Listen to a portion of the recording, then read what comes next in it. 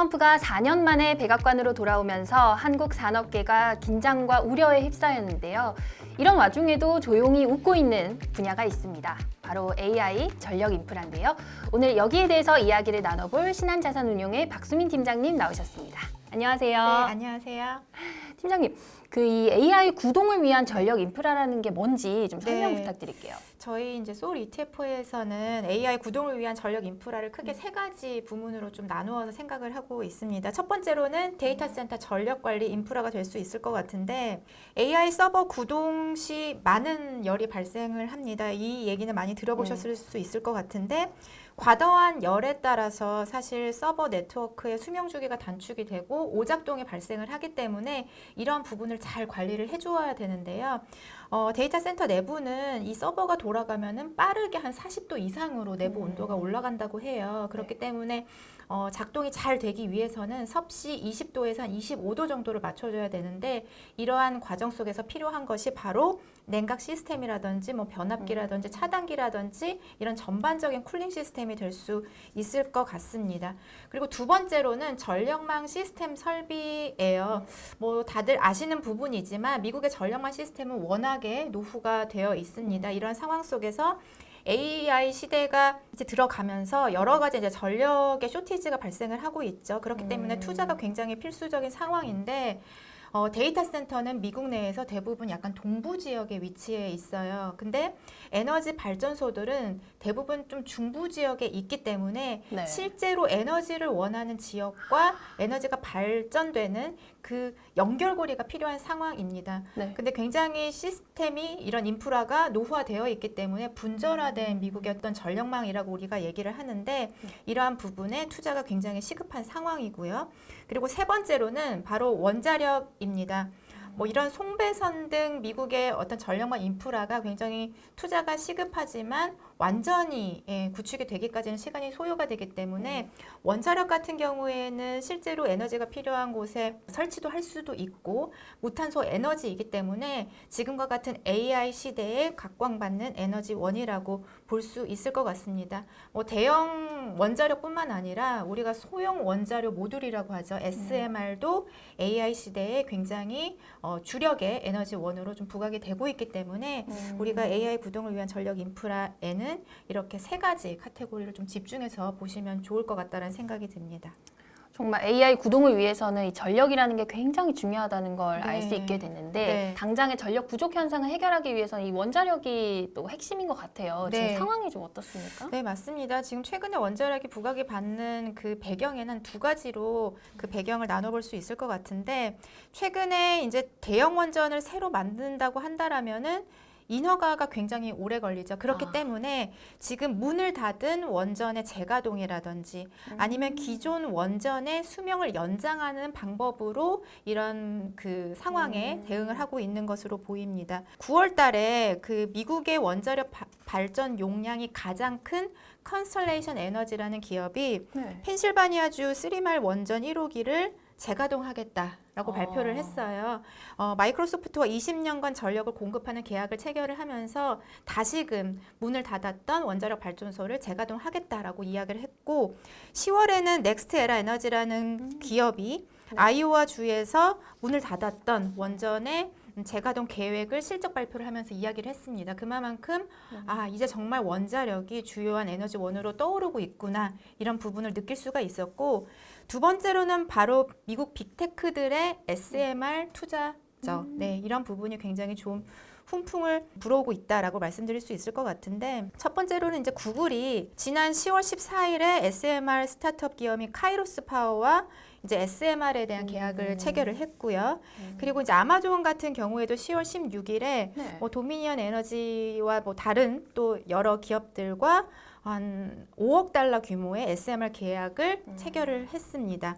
그리고 이제 오픈 AI죠. 그러니까 오픈 AI가 굉장히 원자력을 AI 시대의 새로운 주요한 에너지원으로 굉장히 투자를 많이 하고 있는데 네. 오픈 AI가 투자하고 있는 오클로가 미국의 에너지부로 부터 이제 오로라라는 어떤 그 SMR의 그 개념 설계를 승인을 받으면서 굉장히 우리가 생각한 것보다 SMR이 상용화가 좀 빨리 될 수 있겠구나.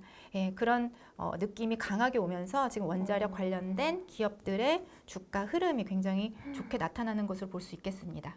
그 이 AI 전력과 관련해서 이 원자력이 좋은 모멘텀을 받고 있는 것 같은데 이 우리 원자력 밸류 체인에 어떻게 접근하는 게 좋을까요? 네, 원자력 밸류 체인을 크게는 한 4가지 정도로 생각을 하시면서 네. 투자 아이디어를 얻으시면 좋을 것 같아요. 첫 번째로는 바로 우라늄이죠. 우라늄이 우라늄. 이제 원자력의 원재료가 될 수 있을 텐데 우라늄 채굴하는 그 과정이 첫 번째 밸류 체인이라고 볼 수 있을 것 같습니다. 그리고 두 번째로는 우라늄 농축입니다. 우라늄은 주요한 원자가 U238, U235가 있는데 사실 가장 중요한 것이 원자력 폭발과 관련된 U235 원자입니다. 근데 자연 상태에서는 이 U235의 원자 함량이 한 0.7%밖에 되지 않아요. 근데 지금 대부분의 원자로가 경수로 형태를 띠고 있는데 경수로에서는 이 원자 함량이 한 3%에서 한 5% 정도로 올라가는군요. 높이는 과정이 필요하고 이 높이는 과정을 우리가 바로 농축이라고 표현을 합니다. 네. 그래서 우라늄 농축에도 굉장히 이제 밸류 체인 내에서 부가가치가 창출되는 부분이라고 볼 수 있을 것 같고요. 네. 그리고 이제 세 번째로는 원자로 건설입니다. 여기에 뭐 다양한 설비나 자재들이 들어갈 텐데 원자료 노용 설계라든지 주기기 제조 부문이 그 밸류 체인의 주요한 역할이라고 볼 수 있을 것 같고 우리나라 기업들도 사실 원자력과 많은 연관이 있죠. 그래서 우리나라 원자력 기업들은 이 세 번째 밸류 체인에 좀 많이 진입해 있다라고 말씀드릴 수 있을 것 같습니다. 그리고 네 번째로는 실질적으로 원자력을 발전하는 원자력 발전 기업이 될 수 있을 것 같고요. 또 추가적으로 좀 말씀을 드리면은 이제 소형 원자력 모듈도 새로운 밸류 체인으로 보면서 투자를 하면 좋겠다라고 정리 드릴 수 있을 것 같습니다. 그 주요 기업에 대해서 살짝 좀 말씀을 드리면서 한 번 더 아이디어를 얻으시면 좋을 것 같은데 카메코가 이제 원자력 투자하시면 많이들 관심을 갖는 기업이에요. 우라늄을 채굴하는 기업이고 캐나다에 이제 기반한 우라늄 광산을 운영하는 기업인데 뭐 이런 부분 이외에도 그 웨스팅하우스라고 이제 원자력 발전을 설계하는 그 기업이 있는데 사실 이제 비상장 기업입니다. 비상장 기업인데 카메코가 한 49% 지분을 보유를 하고 있기 때문에 카메코 투자를 통해서 이제 미국 대형 경수로 시장에 대한 노출도를 가져갈 수 있다는 측면에서 아이디어를 얻으실 수 있을 것 같고요. 그리고 두 번째로는 센트러스 에너지입니다. 사실 이 기업의 티커는 LEU인데 원자력 발전에 그 필요한 우라늄이 LEU입니다. 그러니까 전홍축 우라늄인데 이 전홍축 우라늄을 생산하는 기업이에요. 그래서 미국에서 거의 이제 유일하다고 볼 수 있는데 우리가 대형 원자력에서는 LEU를 사용을 하지만 SMR에서는 할로라고 고순도 전홍축 우라늄 사용을 합니다. 근데 미국에서 최초로 이 할로 생산 라이센스를 취득한 기업이 바로 센트러스 에너지이기 때문에 좀 중요하게 보실 만한 기업이다라고 생각이 들고요. 그 우라늄 농축 같은 경우에는 글로벌 그 시장 점유율이 러시아가 가장 높아요. 그렇기 때문에 우리가 미국이 셰일 혁명을 통해서 에너지 독립을 이뤘듯 지금 AI 시대에서 원자력이 새로운 에너지원으로 떠오르고 있기 때문에 이 부분에서도 분명히 좀 그 자국의 기업을 지원을 하면서 좀 독립을 꿈꾸지 않을까 그런 예상들이 있는 상황입니다. 그리고 세 번째로는 BWX 테크놀로지라는 기업인데 그 원자로를 건설하고 생산하는 기업이에요. 근데 대부분의 매출이 한 80% 정도가 정부와 관련된 매출에서 나오고 있기 때문에 향후에 그 미국 정부의 지원을 받아서 뭐 차세대 원자력 프로젝트라든지 이런 부분들이 진행될 가능성이 굉장히 높기 때문에 안정적이네요. 네, 그런 측면에서 지금 관심을 받고 있고 뭐 이 외에 컨스텔레이션 에너지 그리고 SMR 하면은 뉴스케일 파워와 그리고 오클로 관련된 기업들이 있다라는 부분은 기억하시면 좋을 것 같습니다. 그래서 하반기에 올 하반기에 신한자산운용에서도 관련 ETF를 출시를 했더라고요. 솔 미국 AI 전력 인프라 ETF 맞습니다. 어떤 상품인가요?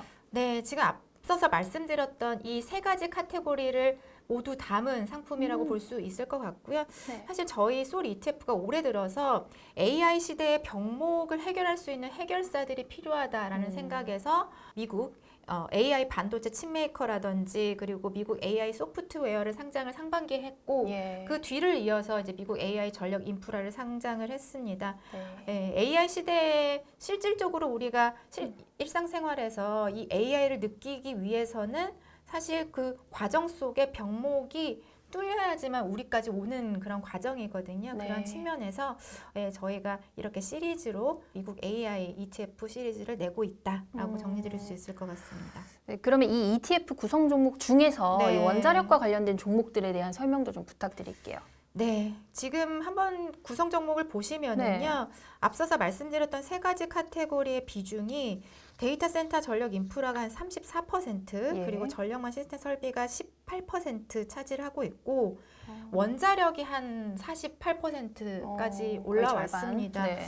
네. 아무래도 최근에 이제 원자력 관련된 기업들의 주가 성과가 굉장히 좋았기 때문에 많은 네. 비중을 차지하고 있는데, 저희 소울 미국 AI 전력 인프라 ETF 안에서 가장 많은 비중을 차지하고 있는 종목이 이제 버티브라는 기업인데, 앞서서 말씀드렸듯 데이터 센터 내 이제 열을 좀 효과적으로 빠르게 낮출 수 있는 그런 기술력을 가진 기업이기 때문에 AI 전력 쇼티지다라고 하면 가장 먼저 떠오르는 기업이실 거예요. 그래서 네. 그 기업에 대해서 한 10% 정도 비중을 투자하고 있다라고 말씀드릴 수 있을 것 같고, 이제 두 번째, 세 번째로 비중이 큰 기업들의 카테고리가 이제 원자력입니다.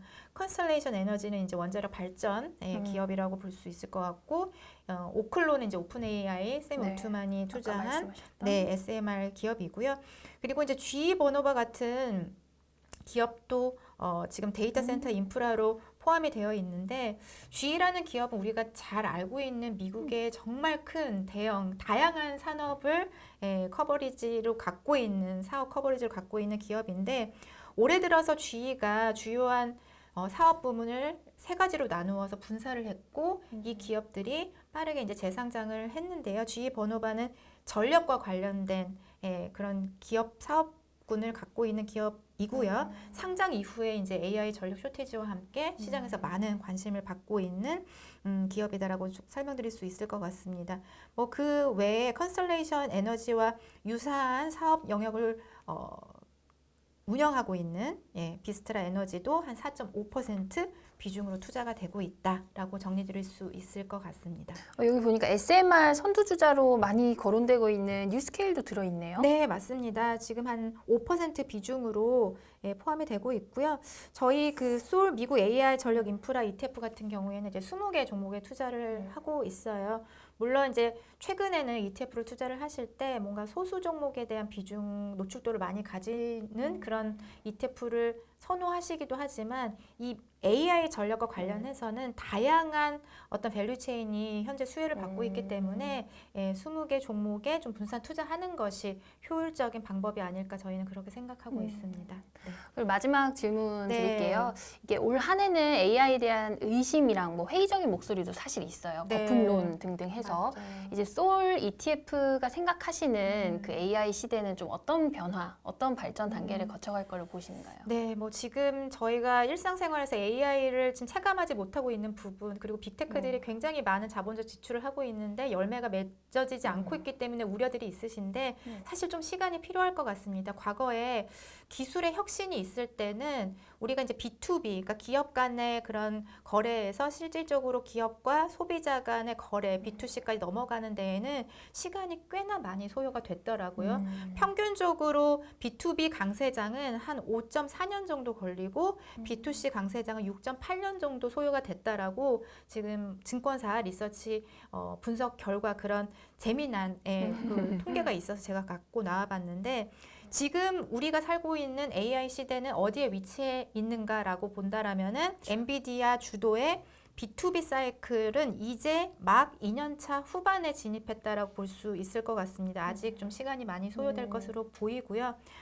일상생활에서 우리가 AI 소프트웨어 서비스로 체감하기까지는 시간이 걸릴 수 있지만 이미 B2B 사이드에서는 실질적으로 수혜를 보고 있는 기업들이 실적 발표에서도 계속 나오고 있기 그쵸? 때문에 지금은 이런 기업들에 조금 더 포커스 맞춰서 펀더멘탈에 집중하셔서 투자를 하시면서 이제 그 B2C에서 조금씩 시그널이 나오는 뭐 예를 들어 최근에는 팔란티어라든지 뭐 마이크로소프트라든지 그런 기업들에도 조금씩 관심을 가지면서 네. AI 시대의 어떤 투자 방법을 찾아가시기를 바랍니다. 네. 좋은 인사이트 감사합니다. 네. 오늘은 여기까지 듣겠습니다. 박수민 팀장님이었습니다. 감사합니다. 감사합니다.